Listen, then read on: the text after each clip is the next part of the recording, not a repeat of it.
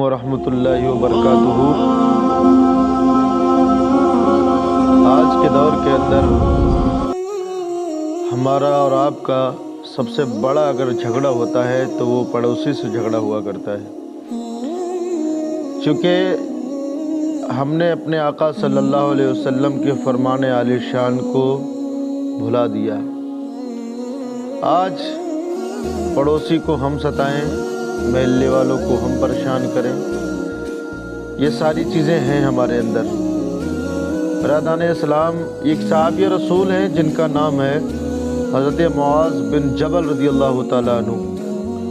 वो हुज़ूर रहमत आलम सल्लल्लाहु अलैहि वसल्लम के दरबार आलिशान में हाज़िर हुए और हाज़िर होने के बाद अर्ज़ करते हैं कि या रसूलल्लाह सल्लल्लाहु अलैहि वसल्लम, जब मैदान महशर कायम होगा, लोग अपनी कब्रों से उठेंगे तो किस हाल में लोग अपनी कब्रों से उठेंगे। नबी पाक सल्लल्लाहु अलैहि वसल्लम ने जब ये जुमला सुना तो आपकी आंखें अश्कबार हो गईं।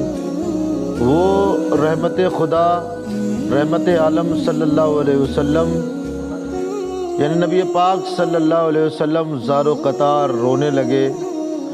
इतना रोए कि आपका लिबास मुबारक आंसुओं से भीग गया। हज़रत मुआज़ बिन जबल रज़ियल्लाहु ताला अन्हु ने अर्ज़ किया, या रसूलल्लाह सल्लल्लाहु ताला अलैहि वसल्लम, आप बताएं तो ज़रा सही। तो हुज़ूर ने फरमाया कि ऐ मुआज़ बिन जबल रज़ियल्लाहु ताला अन्हु, मैदान महशर जब कायम होगा, लोग अपनी कब्रों से उठेंगे तो 12 ग्रुप के लोग होंगे, यानी कि 12 तरीक़े से लोग उठेंगे। नबी पाक सल्लल्लाहु अलैहि वसल्लम ने इरशाद फरमाया कि एक ग्रुप के वो लोग होंगे, जब वो लोग अपनी अपनी कब्रों से उठेंगे तो उनके हाथ नहीं होंगे, उनके पैर नहीं होंगे। हज़रत मुआज़ बिन जबल रज़ियल्लाहु ताला अन्हु ने अर्ज़ किया, या रसूलल्लाह, क्या उनके पैर दुनिया के अंदर नहीं होंगे? क्या दुनिया के अंदर उनके हाथ नहीं होंगे?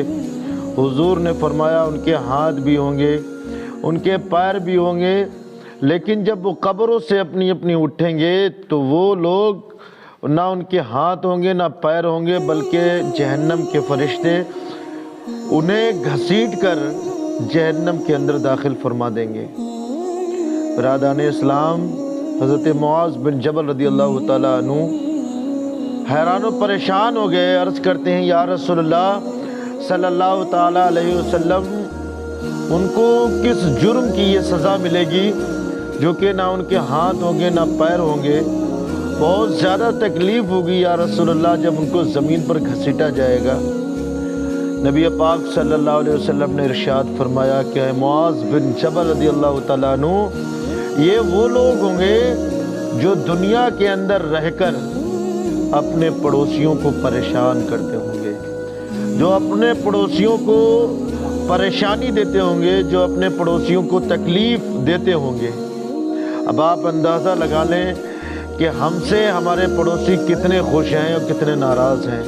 अगर आप अपनी आखिरत संभालना चाहते हैं तो अपने पड़ोसियों का ख्याल रखें और अपने पड़ोसियों से मोहब्बत करें और उनका ख्याल रखें। आज हमारा पड़ोसी परेशान है और हम उम्रा के चक्कर लगा रहे हैं, हज के चक्कर लगा रहे हैं, खाने काबा का तवाफ़ कर रहे हैं। बिरादान मिल्लत इस्लामिया, क्या हमारा अगर पड़ोसी नाराज़ है और हम हज के लिए जाएं, क्या अल्लाह रब्बुल आलमीन हमारा हज कबूल फरमा लेगा? बिल्कुल नहीं कबूल फरमाएगा। आया है किताबों के अंदर कि हज़रत अब्दुल्लाह इब्न मुबारक रज़ियल्लाहु ताला अन्हु हज के लिए जा रहे थे और हज के दरमियान हुआ ये कि सारी तैयारियां हो गई, सारे लोग आ गए।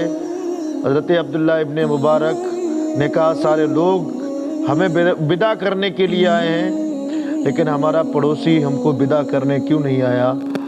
तो बिरादान इस्लाम, हज़रत अब्दुल्लाह इब्न मुबारक अपने पड़ोसी के घर गए और जाने के बाद मालूम किया कि भाई तुम क्यों नहीं आए? तो उसने पूरी बात बताई। हज़रत अब्दुल्लाह इब्न मुबारक ने कहा कि मैं अब हज के लिए नहीं जाऊंगा, मैं हज करने के लिए नहीं जाऊंगा और मेरे पास जितनी भी अशरफी हैं, یہ سب میں تیرے نام کر دوں گا، لیکن میں حج کے لیے نہیں جاؤں گا۔ برادران اسلام، ہوا یہ کہ حضرت عبداللہ ابن مبارک حج کے لیے نہیں گئے، جو بھی آپ کے پاس پیسہ تھا، اشرفی تھی، وہ اٹھا کے دے دیا، اپنے پڑوسی کو دے دیا، حج کے لیے نہیں گئے۔ اندازہ لگائیے ایسا کوئی مسلمان ہوگا جو اپنے پڑوسی کو اپنا پیسہ دے دے اور وہ حج کے لیے نہ جائے؟ ایسا مسلمان ہو سکتا 100 میں 1-2 مل جائیں، ورنہ ایسا کوئی مسلمان نہیں ہوگا جو اپنا پیسہ اٹھا کر اپنے پڑوسی کو دے دے اور حج کرنے کے لیے نہ جائے۔ برادران اسلام، آخرکار نہیں گئے حج کرنے کے لیے، تمام حاجی حج کرنے کے لیے گئے۔ جب حاجی لوگ لوٹ کر آئے تو حضرت عبداللہ ابن مبارک کے دربار میں آئے، کہا اے عبداللہ ابن مبارک، تمہیں حج مبارک ہو۔ حضرت عبداللہ ابن مبارک نے کہا کہ میں حج کے لیے گیا ہی نہیں تھا، حج کیسے مبارک ہو؟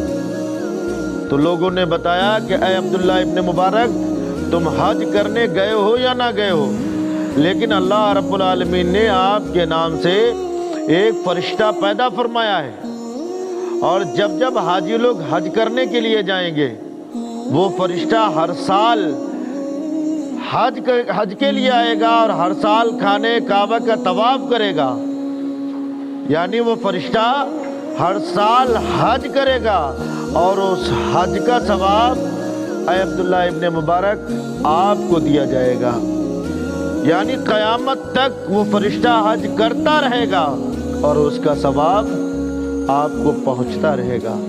اور آج کیا ہوا کہ ہمارا پڑوسی ناراض ہو یا بہن ناراض ہو یا بھائی ناراض ہو، ہمیں عمرہ کرنے سے مطلب ہے، حج کرنے سے مطلب ہے تاکہ ہمارا نام ہو جائے، ہماری سماج کے اندر عزت ہو جائے۔ برادران ملت اسلامیہ، اگر آپ کا بھائی آپ سے ناراض ہے، آپ کے ماں باپ ناراض ہے، آپ کے پڑوسی ناراض ہیں، آپ کتنے بھی حج کر لیں، کہ حج کام نہیں آئے گا، میدان محشر میں آپ کے منہ پہ مار دیا جائے گا۔